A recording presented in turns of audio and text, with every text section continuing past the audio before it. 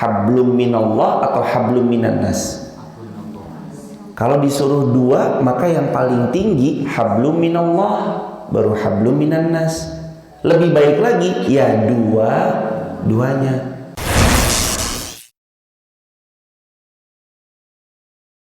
Serah Allah.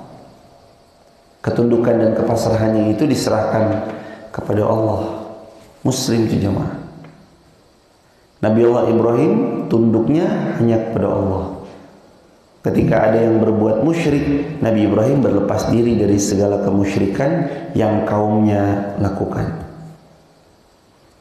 Lalu dikatakan di ayat 80 surah Al-An'am ayat 80, wa hajjahu qaumuhu, dan ketika kaumnya membantah Nabi Allah Ibrahim, qala atuhajjunni fillahi wa qad hadan, apakah kamu hendak membantahku tentang Allah?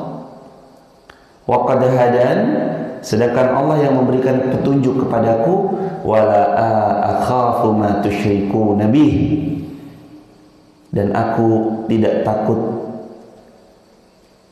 kepada malapetaka dari apa yang kamu persekutukan dengan Allah.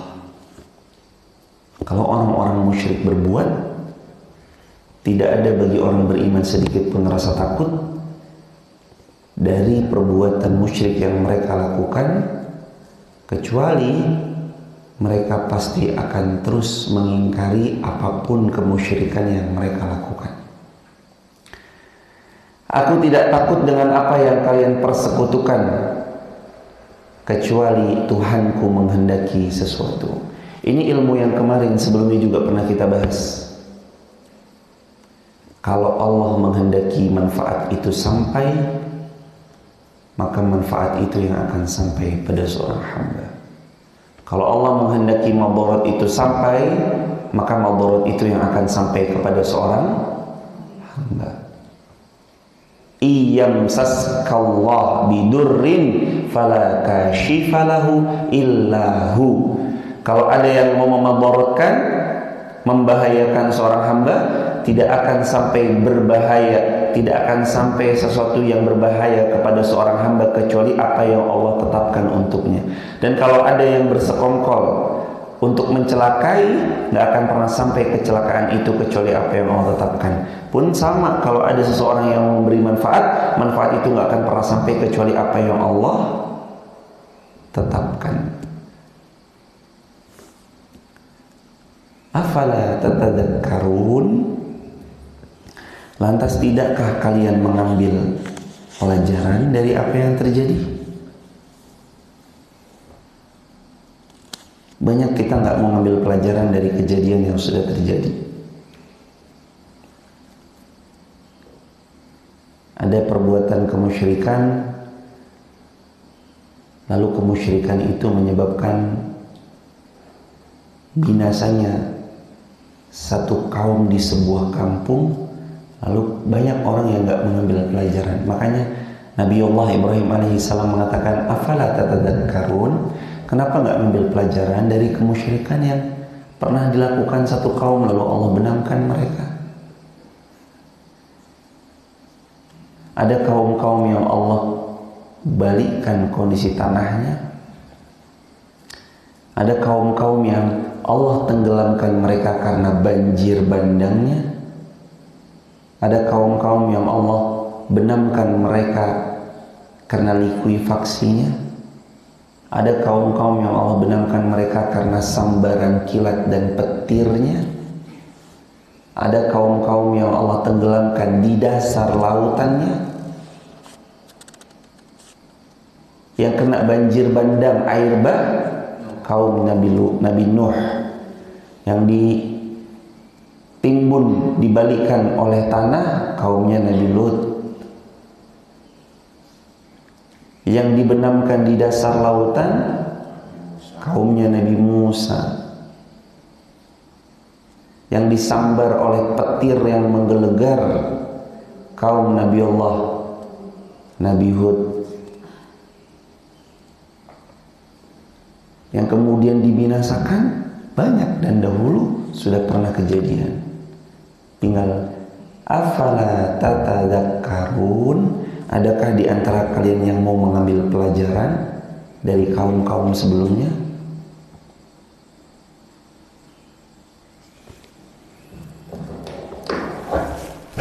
Alhamdulillah. Yadikum wa yuslih balakum. Wa kaifa akhafu ma asyraktum wa la takhafun annakum asyraktum billah ma lam yunazzil bihi alaikum sultana. Bagaimana aku takut kepada apa yang kamu persekutukan dengan Allah, padahal kamu tidak takut dengan apa yang Allah sendiri tidak menurunkan keterangan kepadamu untuk menyekutukannya. Manakah dari kedua golongan itu yang lebih berhak mendapat keamanan dari malapetaka jika kamu mengetahuinya? Nabi Ibrahim beritahu sama kita, kalau ada dua golongan, yang satu ahli tauhid, Kalau ada dua golongan, yang satu ahli tauhid, yang satu berbuat syirik, mana yang harusnya lebih takut datangnya malapetaka? Ahli tauhid atau yang berbuat syirik? Syirik. Yang ahli tauhid nggak takut, karena dia memurnikan tauhidnya hanya kepada Allah. Yang berbuat syirik itu yang takut. Dan berkali-kali jemaah Allah hadirkan masa demi masa ada aja yang berbuat syirik. La'allakum tatadzakkarun, agar engkau mengambil pelajaran. Gimana Nabi Allah Ibrahim akan takut kepada sekutu-sekutu yang mereka buat selain Allah? Nabi Allah Ibrahim nggak takut, hadirin. Wa kaifa akhaf, bagaimana mungkin Ibrahim takut kepada berhala-berhala yang disembah selain Allah, padahal ia tidak akan mendatangkan madarat ataupun manfaat bagi kalian. Sayyidina Abdullah bin Abbas dan sejumlah para ulama mengatakan bahwa ayat ini itu turun mengenai mestinya orang beriman nggak takut, karena mereka punya tauhid dalam dada-dada mereka. Asy-Syura ayat 21 juga Allah Subhanahu wa taala berfirman, am lahum syuraka'u syara'u lahum minad din ma lam ya'zan billah. Apakah mereka mempunyai sesembahan selain Allah yang mensyariatkan untuk mereka agama yang tidak diizinkan Allah? Allah juga berfirman dalam An-Najm ayat 23, in hiya illa asma'un sammaitumuha antum wa aba'ukum ma anzalallahu biha min sultan. Itu tidak lain hanyalah nama-nama yang kamu dan bapak-bapakmu terdahulu mengada-adakan nama-nama itu. Allah tidak menurunkan suatu keterangan pun untuk menyembah nama-nama yang kalian sembah. Tauhid yang selalu diajarkan dari nabi ke nabi.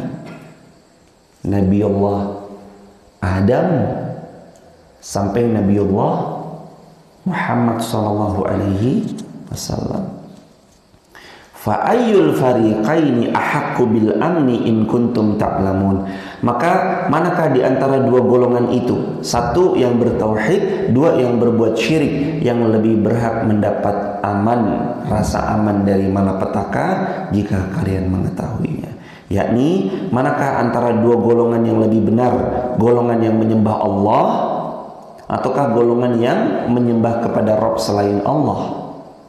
Manakah di antara keduanya yang berhak mendapatkan keamanan dari azabnya Allah pada hari kiamat? Alladzina amanu wa lam yalbisu imanahum bidzulmin ulaika lahumul amnu wa hum muhtadun. Jawabannya ada di ayat 82 Al-An'am. yaitu orang-orang yang beriman. Walam yalbisu, dan tidak mencampur adukkan keimanan dengan kesyirikan. Ulaika lahumul amnu, mereka itulah yang akan mendapat keamanan. Wahum muhtadun, mereka pula yang akan mendapat petunjuk. Jadi siapa yang akan dapat keamanan dan dapat petunjuk? Orang yang beriman. Dan siapa lagi? Walam yalbisu imanahum bizulmin, dan mereka nggak hanya beriman, nggak cukup sampai beriman, dan mereka tidak mencampur adukkan keimanan mereka dengan kezaliman. Apa kezaliman yang dimaksud di ayat ini? Innasyirka la zulmun azim. Kezaliman yang paling besar adalah berbuat syirik.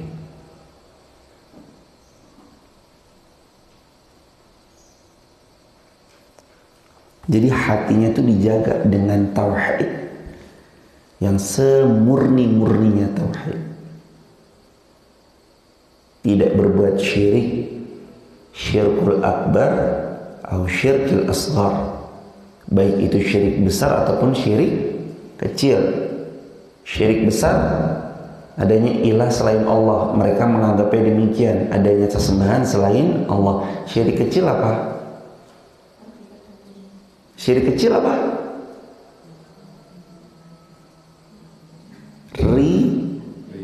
Riya. Di antara syirik kecil, riya. Beramal maunya supaya dapat pujian manusia. Setelah dapat pujian manusia belum puas, maunya memperdengarkan amalnya. Memperdengarkan amalnya belum puas, maunya terus mempertontonkan amalnya di hadapan makhluk, terus mempertontonkan di hadapan makhluk, lama-lama menjadi sombong. Levelnya lagi di atas sombong adalah ujub, berbangga diri bahwa semua karena dirinya, bukan karena Allah. Padahal semua pencapaian kita itu adalah atas seizin Allah. Alladzina amanu wa lam yalbisu imanahum bidzulmin. Sesiapa yang beriman dan tidak mencampur adukkan keimanannya dengan kesyirikan. Iman ya iman, jangan dicampur. Iman ya iman, jangan dicampur. Tauhid ya tauhid, syirik ya syirik. Iman ya iman, kufur ya kufur. Jangan dicampur. Ulaika lahumul amn wa hum muhtadun. Kalau kamu beriman, pasti kamu akan dapatkan rasa aman, wa hum muhtadun. Dan kalau kamu beriman, kalian pasti akan mendapat petunjuk di dunia dan petunjuk di akhirat.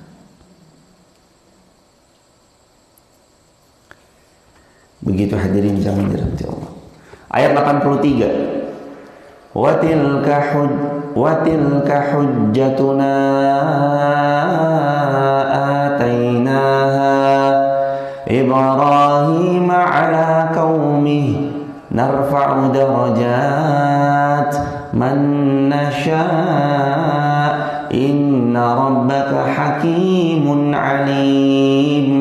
Dan itulah keterangan kami yang kami berikan kepada Ibrahim untuk menghadapi kaumnya. Kami tinggikan derajat siapa yang kami kehendaki. Sungguh Tuhanmu maha bijaksana lagi maha mengetahui.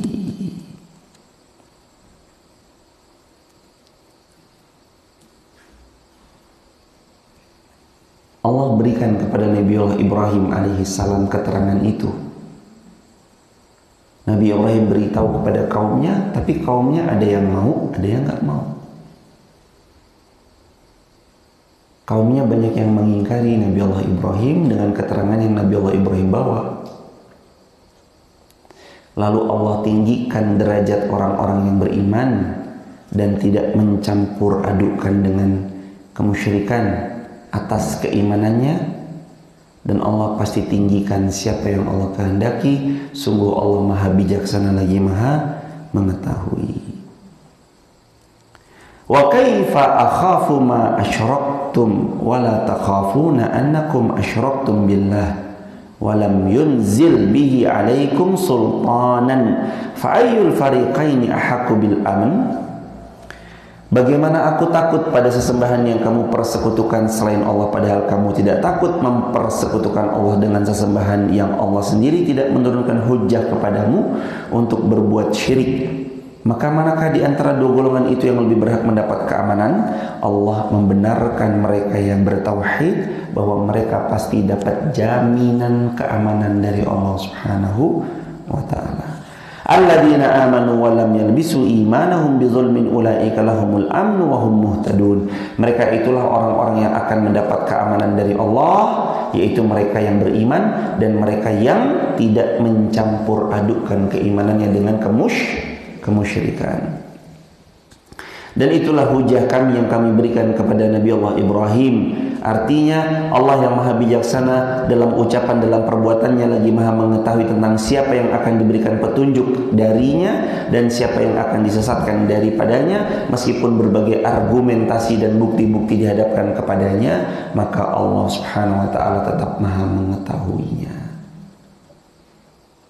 Innal ladzina haqqat 'alaihim kalimatu rabbik la yu'minun walau ja'atuhum kullu ayatin hatta yarawul 'adzabal alim. Sesungguhnya orang-orang yang telah pasti terhadap mereka kalimat-kalimat Allah tidak akan beriman meskipun datang kepada mereka segala macam keterangan sehingga mereka menyaksikan azab yang amat sangat pedih. Kalau mereka memang hatinya itu nggak mau jemput hidayah, hati mereka tetap akan tidak mau beriman. Tapi kalau mereka hatinya sudah dipenuhi sinar-sinar cahaya-cahaya hidayah, kecil yang disampaikan, sedikit yang disampaikan, pasti mereka akan beriman dengan sebenar-benarnya iman. Ini pentingnya jujur. Saya sampaikan buat diri saya dan kita bersama-sama, jujurlah tentang kebenaran. Kalau hari ini jamaah tahu yang benar, tahu mana kelirunya, minimal jujurlah bahwa yang benar ini memang benar adanya. Lalu berusahalah untuk melaksanakan semaksimal mungkin yang benar. Yang keliru perlahan kita tinggalkan. Kita tahu itu salah, kita tahu itu keliru. Ayo perlahan-lahan kita tinggalkan semampunya. Yang benar dilaksanakan. Jujur sama diri sendiri. Syarat agar Allah mudahkan hidayah itu masuk ke dalam hati, jujur terhadap kebenaran. Lalu lakukan perlahan-lahan. Lalu menjauh dari kemusyrikan. Niscaya hidayah itu akan mudah masuk ke dalam hati. Hidayah itu gampang masuk kalau hatinya udah jujur. Hidayah itu gampang masuk kalau hatinya jujur. Ayat 84. Wa wahabna lahu Ishaq wa Ya'qub kullan hadaina wa Nuhan hadaina min qablu wa min dhurriyyatihi Dawud wa Sulaiman wa Ayyub wa Yusuf wa Musa wa Harun wa kadzalika najzil muhsinin. Dan Allah telah menganugerahkan kepada Ishak, kepada Yakub, mereka semuanya Allah berikan petunjuk. Sebelum itu juga Allah memberi petunjuk kepada Nabi Allah Nuh, kepada Nabi Allah Ibrahim dan keturunannya, Daud, Sulaiman, Ayyub, Yusuf, Musa, Harun, dan demikian Allah memberi balasan kepada orang-orang yang berbuat baik. Dikatakan oleh Imam Ibnu Katsir, Allah menyebut bahwa Allah menganugerahkan kepada Nabi Allah Ibrahim dan anak cucu keturunan-keturunannya dan nabi yang disebut sebelum-sebelumnya, yakni Nabi Allah Nuh dan nabi-nabi sebelumnya. Allah beri petunjuk kepada mereka, hanifan muslimah. Semuanya adalah seorang muslim yang hanif, muslim yang lurus. Sungguh mengherankan. Hud ayat 73. Ya wailata a'alidu wa ana ajuz wa hadha ba'li syaikhan inna hadha la syai'un ajib. Sungguh mengherankan, apakah aku akan melahirkan anak padahal aku adalah seorang perempuan yang tua dan suamiku ini dalam keadaan sudah tua pula. Sesungguhnya ini benar-benar sesuatu yang sangat aneh. Para malaikat mengatakan, apakah kamu merasa heran tentang ketetapan Allah di mana Allah memberi rahmat dan keberkahan pada diri seseorang dan Allah curahkan atasmu kebaikan? Maka sungguh Allah Maha terpuji lagi Maha pemurah. Allah berikan Sarah hamil di masa yang senja, usia yang sudah tua. Demikian pula dengan Nabi Allah Ibrahim, Allah izinkan Sarah hamil. Punyalah anak namanya Ishak. Kalau Ismail anak dari Hajar. Di samping mengabarkan kelahirannya, mereka pun mengabarkan kepada keduanya bahwa ia kelak menjadi seorang nabi dan ia akan banyak memiliki keturunan dari Ishaq. Sebagaimana firman Allah, wa basyarnahu bi Ishaq nabiyyan minas salihin. Kami berikan kabar gembira kepada mereka, yakni kepada Sarah dan kepada Ibrahim, akan lahirnya Ishak. Dia adalah seorang nabi dan nanti lahir daripadanya banyak orang-orang yang salih. Ishaknya nabi. Di antara anaknya Nabi Allah Ishak adalah Nabi Yakub. Di antara anaknya Nabi Yakub adalah Nabi Yusuf. Yusufnya Nabi. Ayahnya Yusuf Yakub adalah Nabi. Kakeknya Yusuf Ishak adalah Nabi. Buyutnya Yusuf Nabi Allah Ibrahim yang juga adalah Nabi. Fabasyarnaha bi Ishaq wa min wara'i Ishaq Yaqub, dan berikan kabar gembira tentang lahirnya Ishak, dan setelah Ishak akan ada lahir lagi seorang nabi bernama Yaqub. Yakni anak yang dilahirkan Ishak ini akan mendapat di antaranya anak laki-laki bernama Yaqub saat kalian berdua masih hidup, sehingga kalian merasa senang dengan kelahirannya sebagaimana kalian senang dengan ayahnya. Artinya sebagaimana kalian senang dengan lahirnya Ishak. Sebab kegembiraan dengan lahirnya cucu sangatlah besar karena berlanjutnya keturunan dan generasi penerus. Makanya kalau anaknya menikah, yang dinanti-nanti setelah pernikahan anaknya itu siapa? Cucunya. Setelah anaknya punya anak, dirinya punya cucu, yang lebih disayang anaknya atau cucunya? Cucunya. Cucunya batuk-batuk minta es krim, dibeliin atau enggak? Pengalaman hadirin. Kadang dibelikan saking sayangnya sang kakek maupun nenek kepada cucu. Ini adalah balasan bagi Nabi Ibrahim ketika dia menjauhi dan meninggalkan perbuatan syirik, dan dia meninggalkan syirik juga yang dilakukan daripada kaumnya.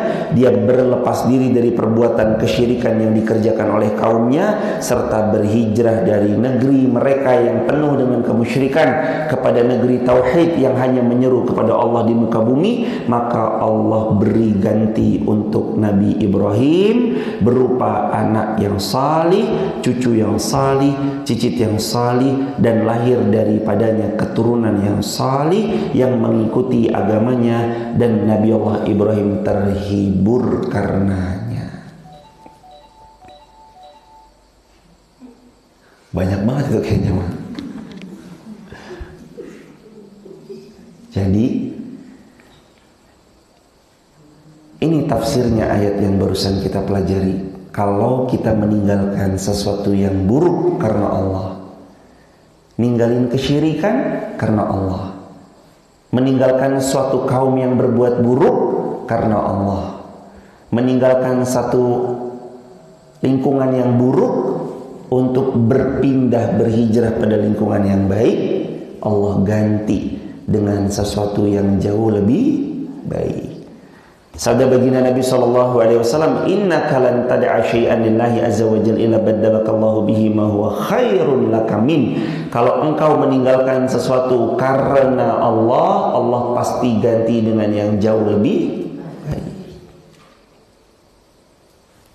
Nabi Allah Ibrahim tinggalkan kaumnya yang berbuat syirik. Nabi Allah Ibrahim meninggalkan lingkungannya yang berbuat kesyirikan. Ia berhijrah dari negeri yang satu menuju negeri yang penuh dengan ibadah kepada Allah, mentauhidkan Allah di muka bumi. Maka Allah beri ganti untuknya berupa anak-anak yang salih, cucu yang salih, cicit yang salih, dan lahir daripadanya keturunan-keturunan yang salih yang mengikuti millata Ibrahim Hanifa, menjadi agamanya seperti agama ayahnya. Maksudnya adalah agama tauhid, millata Ibrahim Hanifa, muslim yang hanif, wa ma ana minal musyrikin, tidak sedikit pun berbuat kesyirikan, dan Nabi Allah Ibrahim terhibur karenanya.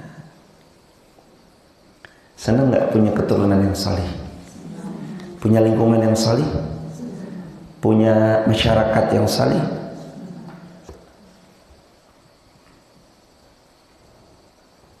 Anjuran belajar dari kisahnya Nabi Allah Ibrahim.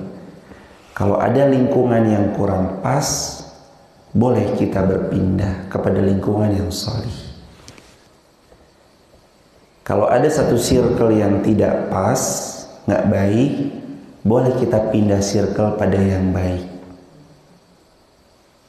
Kalau kita tahu di kaum itu banyak banget perbuatan kemusyrikan, kesyirikannya, berpindahlah jemaah kepada satu wilayah yang dimana wilayah itu hanya tentang mentauhidkan Allah dan tidak berbuat syirik.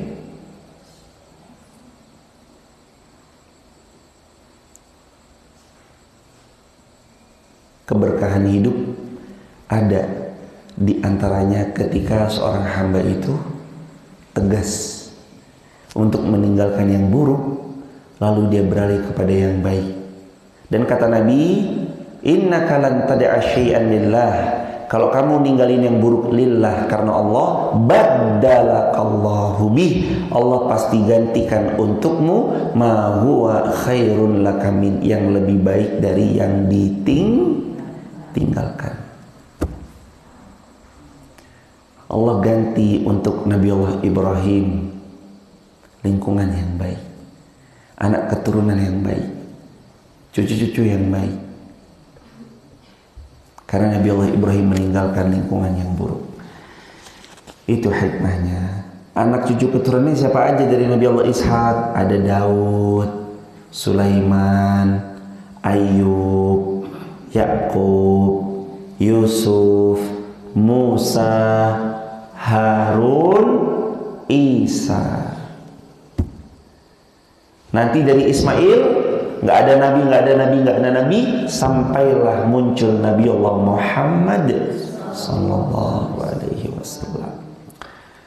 Wa Zakaria wa Yahya wa Isa wa Ilyas, dan Zakaria, Yahya, Nabi Allah Isa,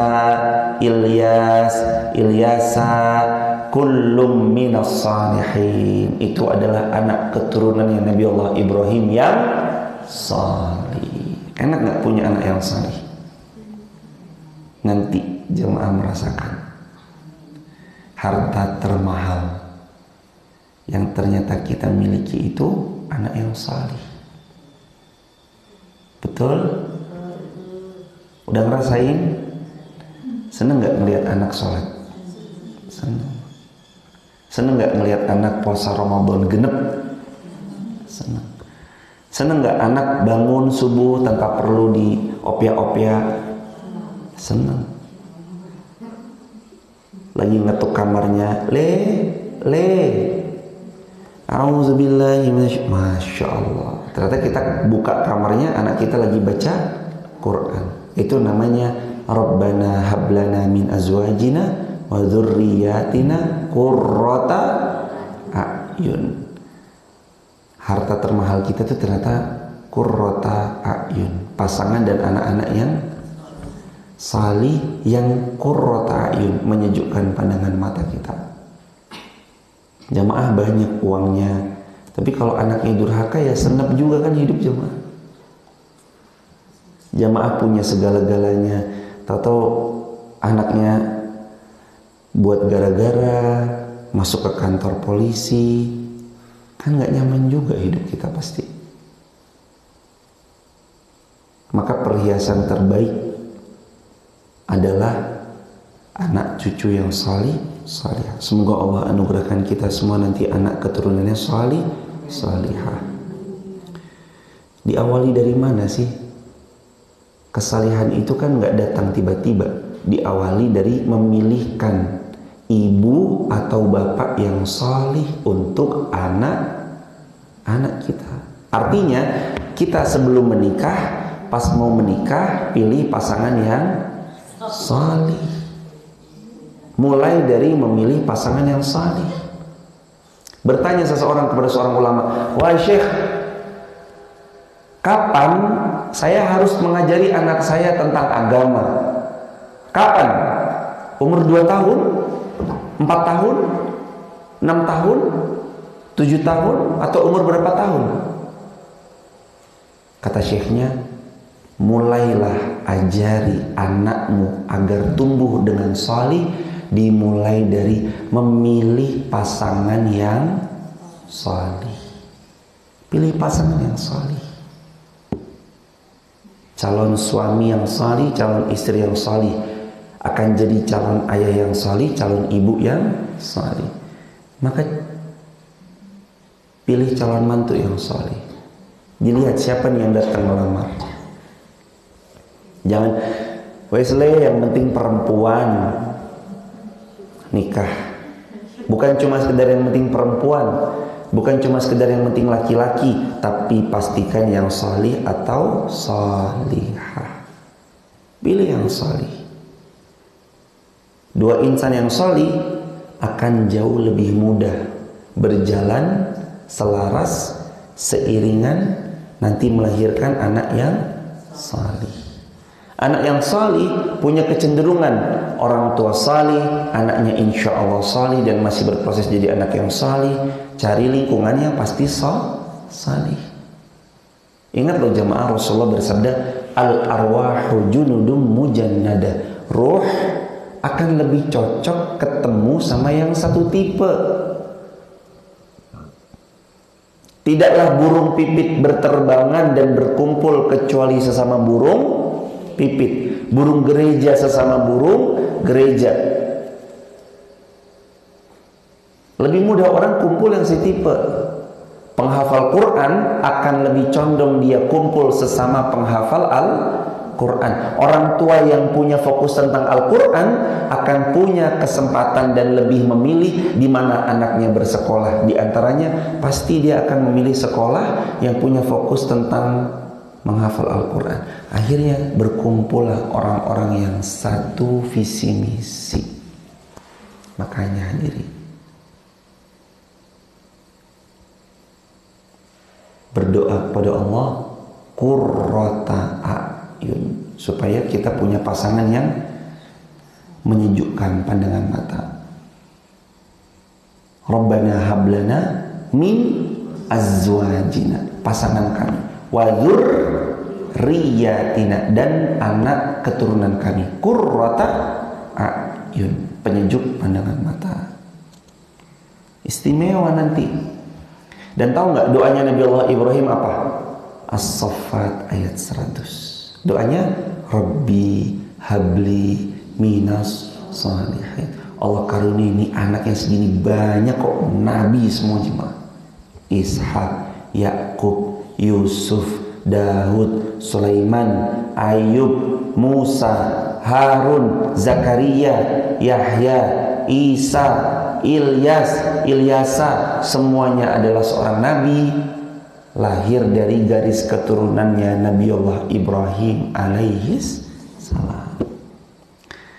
Makanya kalau hadirin mau anaknya solih solihah, yang pertama berdoa kepada Allah, yang kedua ikhtiarkan pilih pasangan yang solih, yang ketiga cari lingkungan yang solih, yang keempat ajarkan tentang yang solih, yang solih diajarkan, bekali ilmu, bekali kesalihan.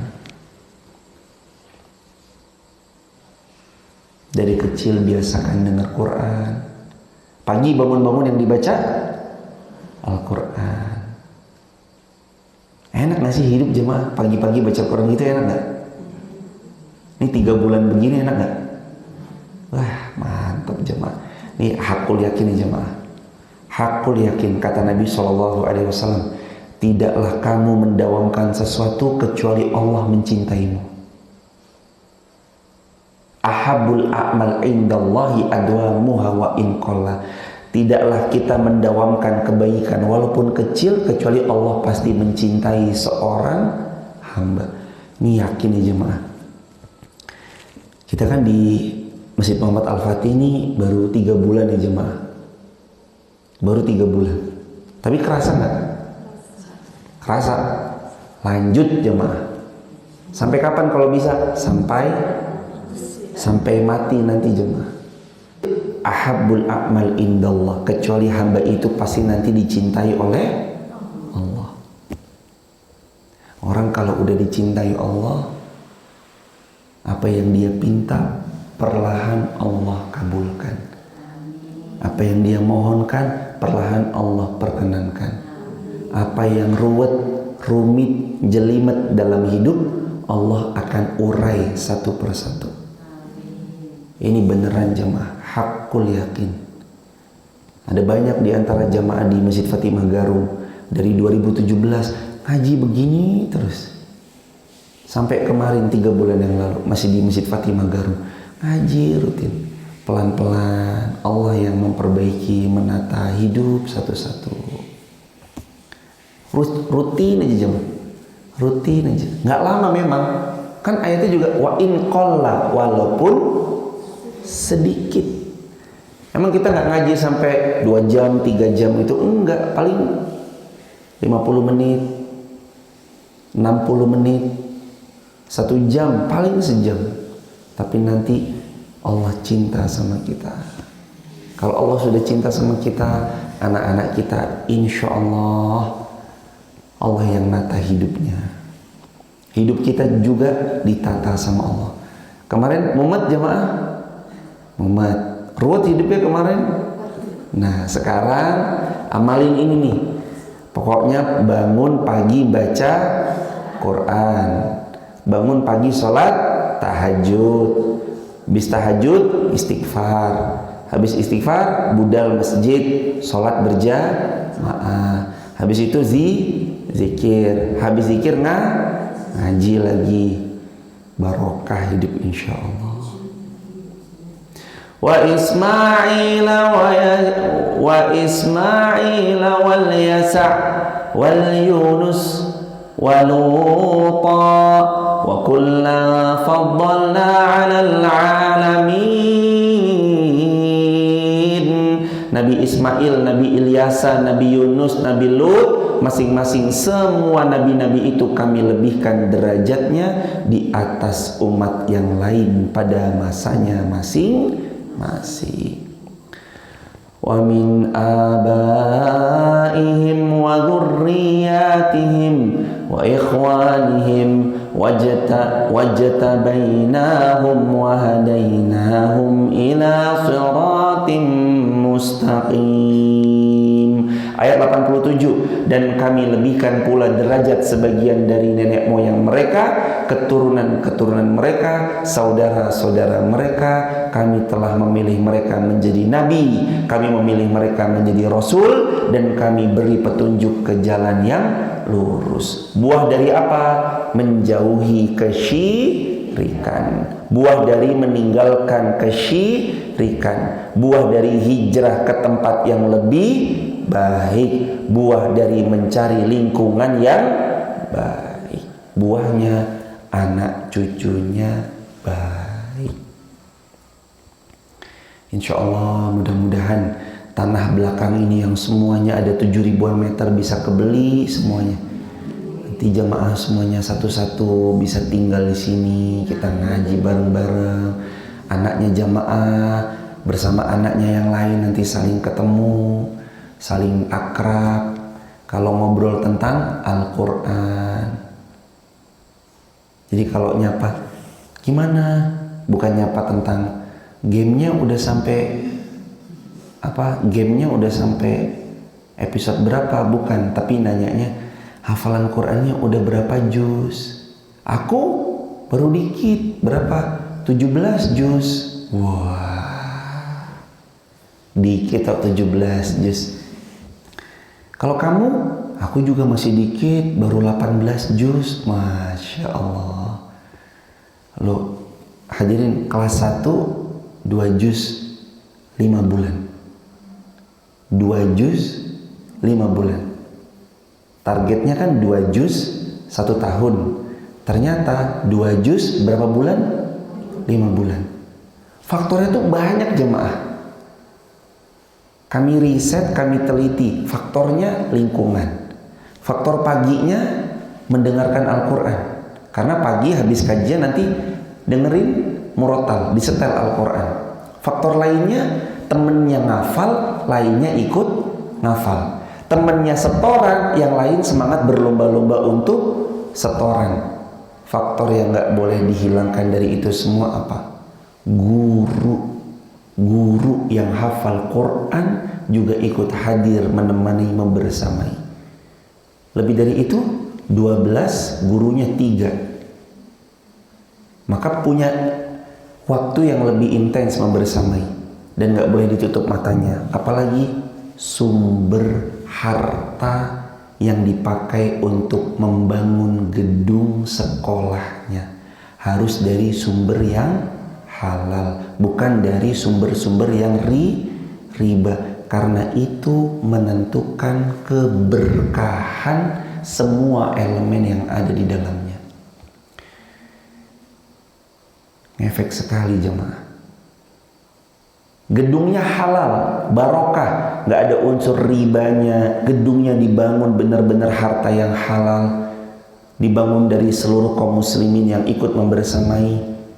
Nggak ada ngutang sana ngutang sini, nggak ada. Dibayar pasirnya tunai cash, dibayar semennya tunai cash, dibeli besinya, dibeli semuanya itu, catnya, gentengnya, atap alderonnya, dan semuanya secara tunai. Hadir keberkahan dalam bangunan, hadir ketenangan, kesejukan dari orang yang menghuninya. Jadi ngefek jemaah. Jangan dikira keberkahan itu cuma hadir dari satu sisi aja. Enggak. Keberkahan itu difikir dari semua sisi jemaah. Ya gurunya, ya lingkungannya, ya muridnya, ya fisiknya, ya fasilitas, semuanya tuh saling terikat dan saling terlibat antara satu sama lain. Makanya saling dipertimbangkan. Bareng-bareng kita sama-sama ikhtiar, semoga belajar dari kisahnya Nabi Allah Ibrahim meninggalkan kesyirikan, berhijrah kepada lingkungan yang lebih baik, berlepas diri kalau ada perbuatan yang syirik. Allah ganti dengan anak yang salih, cucu yang salih, cicit yang salih, semuanya adalah putra putri yang salih-salihah. Meskipun ada keturunan yang jahat, ada nggak keturunannya? Ada. Anaknya Nabi Yakub, ada yang jadi Yusuf. Tapi ada nggak yang jadi yang lain? Ada. Yang membuat Yusuf, yang melempar Yusuf ke dalam sumur, ada nggak? Ada.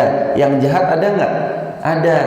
Tapi yang baik, insya Allah kualitasnya lebih banyak daripada yang kurang baik. Doa banyak-banyak dari sekarang. Apa doanya? Rabbi habli minas salihin. Itu aja deh jemaah. Gak minta yang macam-macam. Udah punya semua tuh. Rumah udah punya. Kendaraan sudah. Kalau belum punya kendaraan, kaki masih ada, alhamdulillah. Alhamdulillah. Itu kan kendaraan tuh jemaah. Bisa dipakai jalan. Alhamdulillah. Gak apa-apa belum haji. Udah punya rumah? Udah. Belum haji?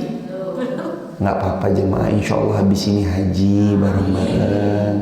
Insya Allah pelan-pelan jemaah, nggak apa-apa. Yang kemarin kan ilmunya belum ada, sekarang udah punya ilmunya, tinggal dipraktekin. Pelan-pelan nanti Allah yang mengatur kebaikan-kebaikan itu, insya Allah. Rabbi habli minas salihin, Rabbana hablana min azwajina wa dzurriyyatina qurrata a'yun waj'alna lil muttaqina imama. Walhamdulillahi rabbil alamin.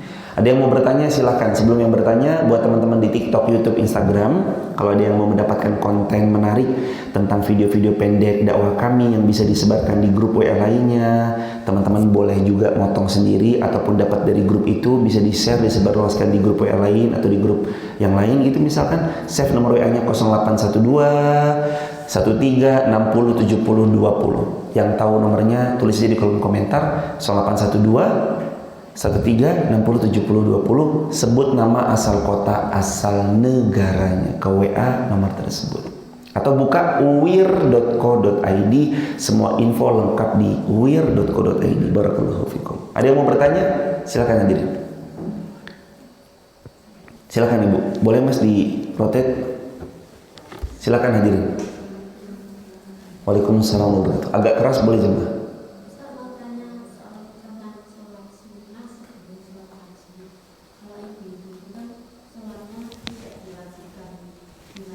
Iya.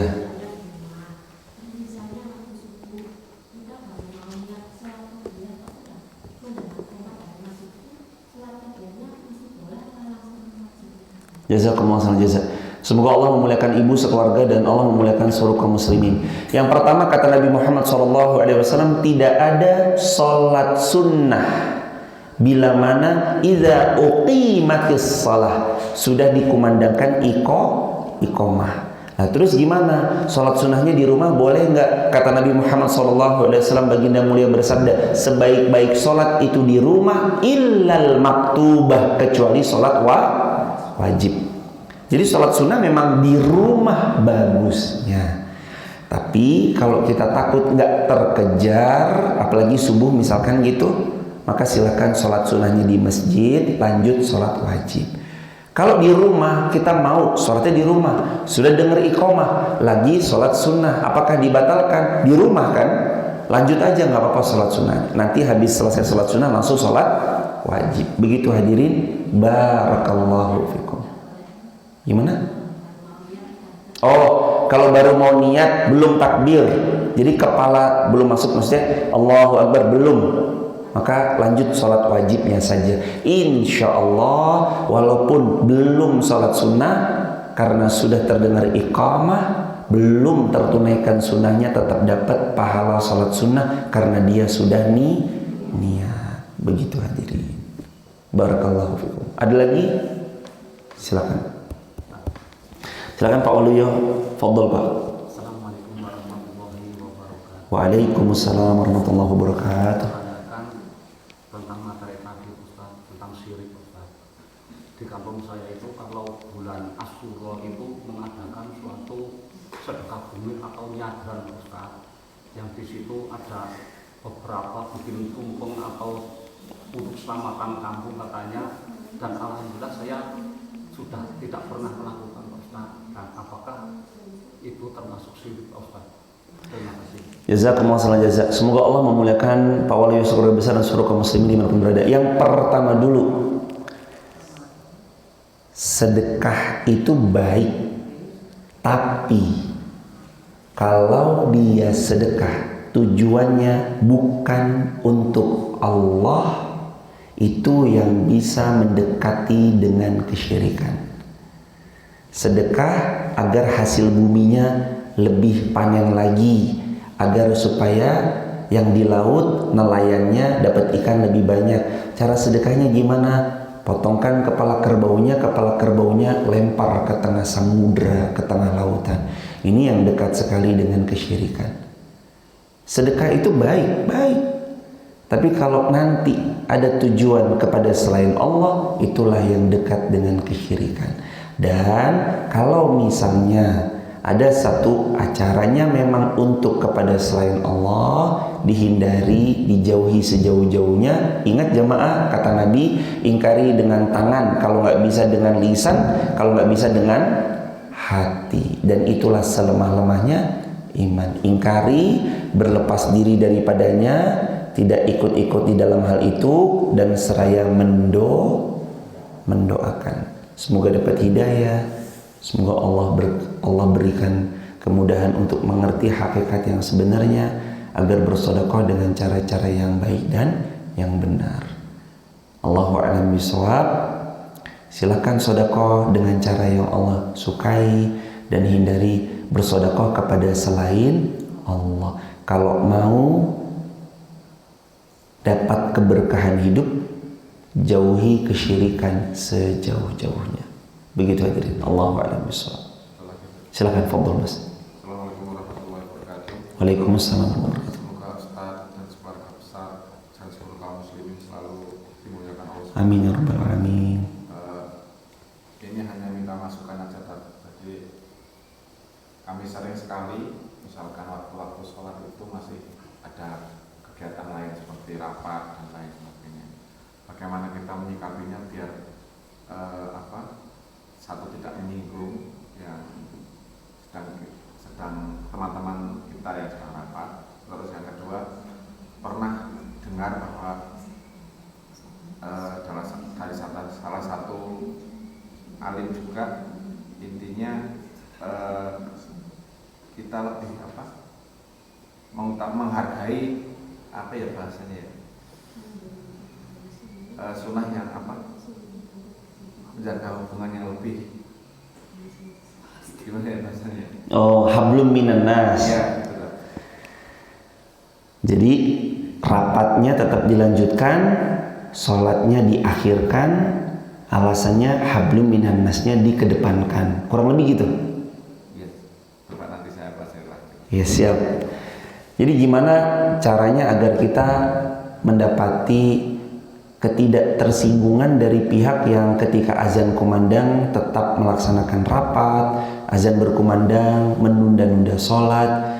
Kita mau ngingetin gimana caranya biar nggak tersinggung. Jamaah, Allah Subhanahu Wa Taala berfirman, sholat itu alal mu'minina kitaban mauquta. Sudah Allah patenkan, ditetapkan, Allah yang menentukan kepada orang beriman kitaban mauquta, kapan waktu dilaksanakannya.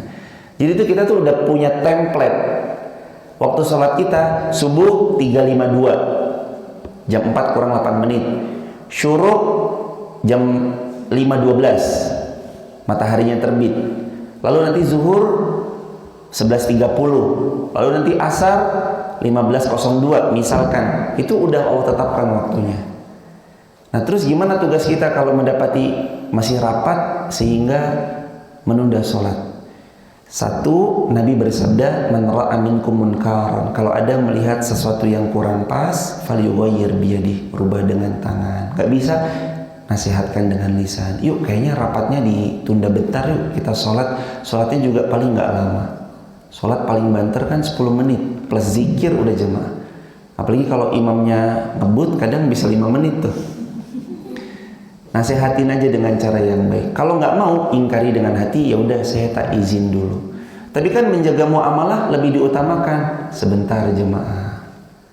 Menjaga muamalah sama siapa lebih diutamakan? Hablum minallah atau hablum minan nas? Kalau disuruh dua, maka yang paling tinggi hablum minallah, baru hablum minan nas. Lebih baik lagi ya duanya. Gimana biar nggak tersinggung? Kita tuh nggak bisa memaksa orang untuk nggak tersinggung, karena tersinggung atau tidak pasti selalu ada. Ketersinggungan itu akan selalu ada. Siapapun yang berdakwah, apapun yang dia sampaikan, apapun yang diposting, pasti selalu ada ketersinggungan. Kan tugas kita fadzakir, ingatkan. Innama anta muzakkir, memang tugasmu itu yang mengingatkan. Lasta alaihim bimusaitir, tapi kamu nggak boleh memaksakan kehendak. Ketersinggungan itu selalu ada jamaah, nggak bisa dipungkiri. Lawang kadang kita update status ada yang tersinggung, update yang seneng disangkanya manas-manasi orang, ya nggak? Update yang baik-baik, poster, video dakwah disangkanya sok ngalim. Ada aja yang tersinggung. Kita hidup di zaman dimana kadang postingan tuh dianggap nyindir, padahal kita nggak nyindir siapapun, kenal yo enggak. Kadang kita juga nggak kenal, adapun kenal ya kadang update ya buat diri sendiri atau pengingat satu sama lain. Jadi ketersinggungan itu kita nggak bisa hindari dan nggak bisa pungkiri jamaah. Tinggal sekarang fokus kita adalah ngajak orang sholat tepat waktu. Karena amalan yang paling Allah cinta selain yang dawam-dawam yang rutin gini juga as-sholatu ala waqtiha, sholat on time. Nah ini juga nih, saya suka nih jemaah nih. Kalau orang rapat, itu kan ini kenapa ya, makanya Nabi itu bilang salah satu tempat yang mulia itu afdolul bilad fil ard masajiduha. Nabi bersabda, Nabi bilang itu sebaik-baik tempat adalah masjid. Karena supaya walaupun lagi rapat tetap ingat sholat. Kemarin ada papan tulis di sini ada apa gitu, angka RAB besok acara mafkem gitu. Beliau-beliau mas-masnya mbak-mbaknya rapat di masjid. Supaya ingat sholat, supaya apa lagi? Dapat barokahnya masjid. Makanya masjid jadikan tempat beraktivitas. Lah kita kan di kantor ada masjidnya? Nggak ada, nggak apa-apa.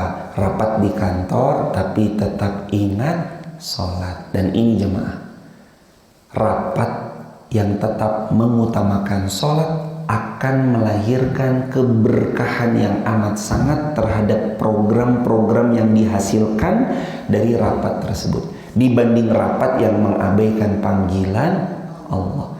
Lalu katanya mau sukses, hayya 'alal falah, hambaku mau sukses ya, sini. Labbaik ya Allah.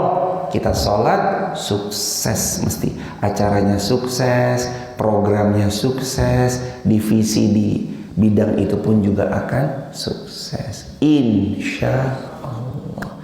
Jadi tentang ketersinggungan kita nggak akan pernah bisa menghindari itu, Mas Edi. Semoga Allah memuliakan Mas, keluarga besar Mas, dan seluruh kaum muslimin dimuliakan Allah dunia akhirat.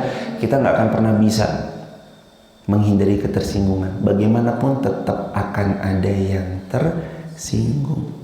Tapi kan kita harus tahu positioning kita tuh di mana. Dia tersinggung karena apa? Kalau dia tersinggung karena perintah yang Allah wajibkan, terus kita mau diem gitu. Kalau dia tersinggung karena perintah yang memang wajib, kelirunya ada di kita atau ada di dia? Kelirunya ada di dia dong. Kan dia tersinggung atas kewajiban yang Allah perintahkan.